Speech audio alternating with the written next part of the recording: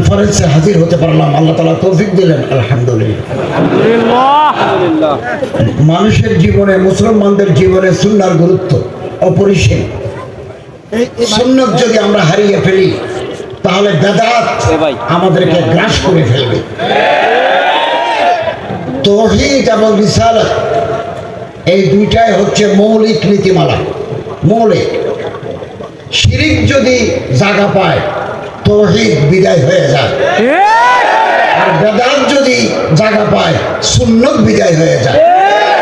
এই জন্য আমাদের দায়িত্ব হচ্ছে তাওহীদ এবং সুন্নাতকে আঁকড়ে ধরা, যে কোনো বিনিময়। আপনারা জানেন ফসলি জমিতে কিছু গাছ উঠে, এগুলোকে বলা হয় আগাছা। আগাছা পরিষ্কার করে না দিলে ভালো ফসল হয় না।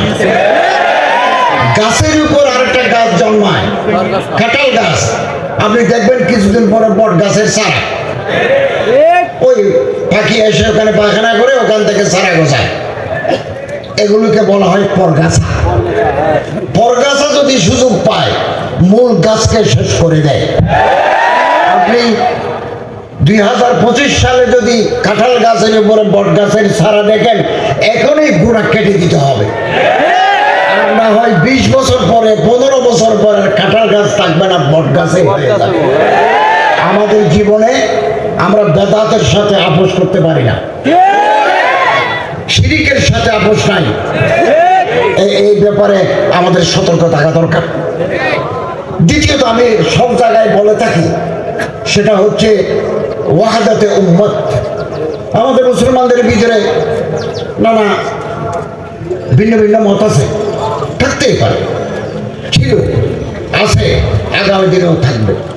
তারপরেও ইসলামের বৃহত্তর স্বার্থে আমাদেরকে কোরআনুল কারীমের ছায়ায়, সুন্নাতুর রাসূলের ছায়ায় ঐক্যবদ্ধ হতে হবে।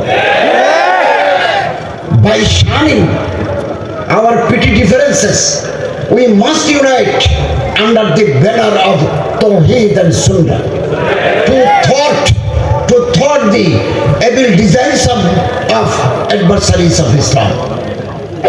দুশ্মনরা হাসাহাসি করে মুসলমানদের এই পারস্পরিক সংঘাত, পারস্পরিক বিভেদ দেখে তারা মুচকি হাসে, দূরে বসে মুচকি হাসে। ইসলামের গৌরবোজ্জ্বল ইতিহাস আছে আমাদের, কিন্তু দুর্ভাগ্য কিছু কপালে, আমাদের কপালে কিছু কালো তিলকও আছে। ইমাম নসাইকে মুসলমানরাই মেরে ফেললো দামেস্কে। উনি মানাকিবে আলী রাদিয়াল্লাহু তাআলা আনহুর উপরে একটা কবিতা লিখেছেন, ইখতিলাফ ছিল, অমুকের উপর কেন লেখেন নাই, একথা বলে মারতে মারতে ওনারে মসজিদে মেরে ফেলে। আরেকজন ইমাম নাসাই দুনিয়াতে জন্মগ্রহণ করবেন না, ইবনে জারির তাবারি বলেন না কেন, এই কিতাবুল উমম ওয়াল মুলুক, কিতাবুল রুসুল ওয়াল মুলুক যিনি লিখেছেন, তাকে মুসলমানদের কবরস্থানে দাফন করতে দেয় নাই আরেক মুসলমানের দল। We have no room in our heart to accommodate others. আমাদের অন্তরের ভিতরে জায়গা কম। আমি আমার দল, আমার গ্রুপ ছাড়া অন্য মানুষকে আমি কলিজার ভিতরে জায়গা দিতে পারি না, আমার কলিজা ছোট। আমাদের মুসলমানদের কলিজা বড় করতে হবে। ছোট মনের মানুষ দিয়ে বড় কাজ হয় না, হোক না।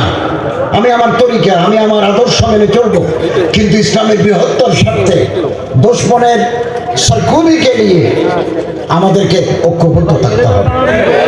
আলহামদুলিল্লাহ, প্রফেসর ডক্টর আব্দুল্লাহ ফারুক সাহেব, ডক্টর মোহাম্মদ শহীদুল্লাহ খান মাদানী সাহেবের সাথে আমার অনেক দিনের সুসম্পর্ক আছে। তারাও আমার এখানে আসেন, আমিও তাদের কাছে যাই। আসুন না, আমরা এই দেশটাকে, আমাদের এই প্রিয় মাতৃভূমিকে শোষণ মুক্ত একটা দেশ হিসাবে, ইনসাফ ভিত্তিক একটা দেশ হিসাবে গড়ে তুলি।